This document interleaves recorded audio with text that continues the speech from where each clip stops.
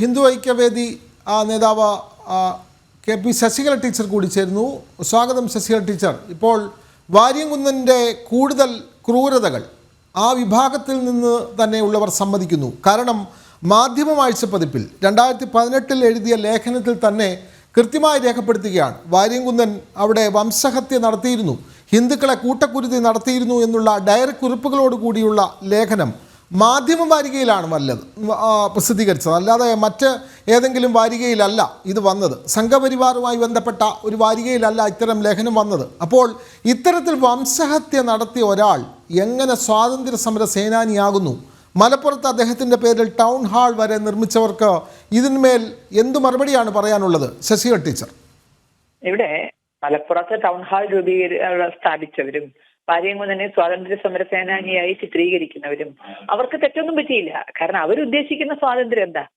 മലപ്പുറത്ത് ഏറനാട്, വള്ളുവനാട് താലൂക്കുകളിൽ ഭൂരിപക്ഷം ഉണ്ടായിരുന്ന ഹൈന്ദവ സമൂഹത്തിൽ നിന്നുള്ള സ്വാതന്ത്ര്യമാണ് അവർക്ക് വേണ്ടത്. അതായത് അങ്ങനെ ഒരു സമൂഹത്തെ ഇല്ലാതാക്കുക എന്നുള്ളതാണ് അവരുടെ ലക്ഷ്യം. അതവരുടെ മതപരമായ ദൗത്യമാണ്, മതപരമായ ലക്ഷ്യമാണ്.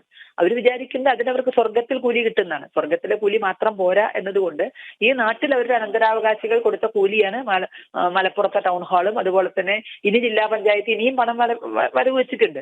വാര്യംകുന്നന് സ്മാരകം കെട്ടാൻ വേണ്ടി പുതുതായി വീണ്ടും നമുക്കറിയാം 1-2 വർഷങ്ങൾക്ക് മുമ്പ് വീണ്ടും അവർ പണം വകയിരുത്തിയിട്ടുണ്ട്. അപ്പൊ അവരുദ്ദേശിച്ച സ്വാതന്ത്ര്യം അവിടുത്തെ ഹൈന്ദവ സമൂഹത്തിൽ നിന്ന്, ഹൈന്ദവ സംസ്കൃതിയിൽ നിന്ന് ഉള്ള സ്വാതന്ത്ര്യമാണ്. മലപ്പുറത്തിന്റെ ഘടന മാറ്റുക അല്ലെങ്കിൽ അതിന്റെ തരം മാറ്റുക എന്നതാണ്. അപ്പൊ അതിനുവേണ്ടി ഹിന്ദു വംശഹത്യ നടത്തിയതിന് കൊടുത്ത ഒരു അവാർഡ് എന്ന് വേണമെങ്കിൽ നമുക്കതിനെ പറയാം. അപ്പോ ദൈവത്തിന്റെ കണ്ണും കൈയും പ്രവർത്തിക്കുന്നുണ്ട് എന്നതിന്റെ തെളിവാണ് മാധ്യമവാഴ്ച പതിപ്പിൽ തന്നെ ഇത്തരം കാര്യങ്ങൾ വന്നു എന്നുള്ളത്. അപ്പൊ സത്യം ഇതാണ് എന്നിരിക്കെ എന്നിട്ടും വീണ്ടും അദ്ദേഹത്തെ സ്വാതന്ത്ര്യ സമര സേനാനിയാക്കി വാഴ്ത്തിപ്പാടുന്നത് അത് വളരെ വ്യക്തമായ ഉദ്ദേശത്തോടു കൂടിയാണ്. ആ ഉദ്ദേശം ജിഹാദികൾക്കുള്ള സപ്പോർട്ടാണ്.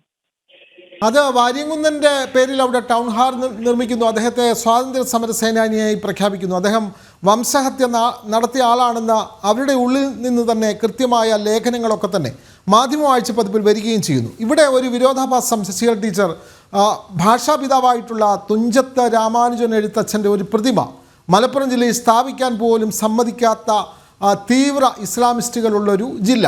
അവിടെയാണ് ഇത്തരത്തിൽ വംശഹത്യ നടത്തിയ ഒരാളെ സ്വാതന്ത്ര്യ സമര സേനാനിയായി കോൺഗ്രസ്സുകാർ അടക്കം അല്ലെങ്കിൽ ഇടതുപക്ഷം അടക്കം ഇതൊക്കെ സമ്മതിച്ചു കൊടുക്കുന്നത്. ഇത് എന്ത് തരം മതേതരത്വമാണ് ശശികല ടീച്ചർ? ഇത് നമുക്ക് മനസ്സിലാക്കാൻ ബുദ്ധിമുട്ടില്ല ഈ മതേതരത്വത്തെ. കാരണം ഇപ്പോ നമുക്കറിയാം അഖണ്ഡ ഭാരതത്തിന്റെ കാര്യം എടുത്താൽ നമ്മൾ സ്വാതന്ത്ര്യം നേടിയത് ഒരുമിച്ചാണ്. ഇപ്പൊ പാകിസ്ഥാനിൽ എവിടെയെങ്കിലും ഗാന്ധിജിയോ അല്ലെങ്കിൽ നേതാജിയോ അല്ലെങ്കിൽ ഇന്ന് നമ്മൾ വാഴ്ത്തിപ്പാടുന്ന ഏതെങ്കിലും സ്വാതന്ത്ര്യ സമര സേനാനികളെ പറ്റി അവർ പഠിപ്പിക്കുന്നുണ്ടാവും? അവരിൽ നിന്നാണ് സ്വാതന്ത്ര്യം വാങ്ങിയത് അല്ലെങ്കിൽ അവരാണ് സ്വാതന്ത്ര്യത്തിന് മുന്നണിയിൽ നിന്നത് എന്ന് അവർ പഠിപ്പിക്കുന്നുണ്ടാവും? ഒരിക്കലും ഇല്ലല്ലോ. അവരിപ്പോ എത്രമാത്രം ഞങ്ങൾ ഹിന്ദുക്കളിൽ നിന്ന് എത്രമാത്രം വ്യത്യസ്തരാണ് എന്നൊക്കെ അവരിപ്പോഴും പഠിപ്പിക്കാൻ നിൽക്കുന്നത്. അവർ ശത്രുരാജ്യമായിട്ട് തന്നെയാണ് അവർ പഠിപ്പിക്കുന്നത്. അപ്പൊ ഇതേ മണ്ണ് അതേപോലെ തന്നെ വേദങ്ങൾ പിറന്ന പുണ്യഭൂമിയാണ്. അപ്പോ അതിലേതെങ്കിലും ഋഷിമാർക്ക് അവിടെ നിന്ന് സ്മാരകം ഉണ്ടാകും അല്ലെങ്കിൽ അവർ ചിത്രീകരിക്കുന്നുണ്ടാകും? ഒന്നുമില്ല. അപ്പൊ അതേപോലെ അവരെ അന്നത്തെ ആ പാകിസ്ഥാന്റെ ഭാഗമായ മാപ്പിളസ്ഥാനാണ് ഈ മറ്റേ ഏറനാട് എന്ന് പറയുന്നത്. അപ്പൊ ആ മാപ്പിളസ്ഥാനിൽ ഒരു തരത്തിലും അവർക്ക് തുഞ്ചത്തെഴുത്തച്ഛൻ അല്ലെങ്കിൽ ഭാഷാ പിതാവിനെ വേണ്ട. അവർക്ക് വേണ്ടത് ആ മാപ്പിളസ്ഥാനിൽ നിന്ന് ഹിന്ദു വംശഹത്യ നടത്തിയവരാരാണോ അവരെ നേതാവായും അല്ലെങ്കിൽ അവരെ വാഴ്ത്തിപ്പാടുക എന്നുള്ളതാണ്. അപ്പൊ അത് നേരത്തെ പറഞ്ഞ പോലെ ദൈവത്തിന്റെ ഒരു കളിയാണ് മാധ്യമവാഴ്ച പതിപ്പിൽ ഇങ്ങനൊരു ലേഖനം വന്നത്. അല്ലെങ്കിൽ അവർ വളരെ പർപ്പസ്ഫുൾ ആണ്. കാരണം ഞങ്ങൾ ഈ ഹിന്ദു വംശഹത്യയെ തന്നെയാണ് ആദരിച്ചത് എന്ന് ജമാഅത്തെ ഇസ്ലാമി അവരുടെ മുഖം മൂടി നോക്കിക്കൊണ്ട്, തക്കിയെ അവസാനിപ്പിച്ചുകൊണ്ട് മുഖം മൂടി നീക്കിക്കൊണ്ട് കാര്യങ്ങൾ പച്ചയ്ക്ക് പറയുന്നു എന്നാണ് മനസ്സിലാക്കുന്നത്.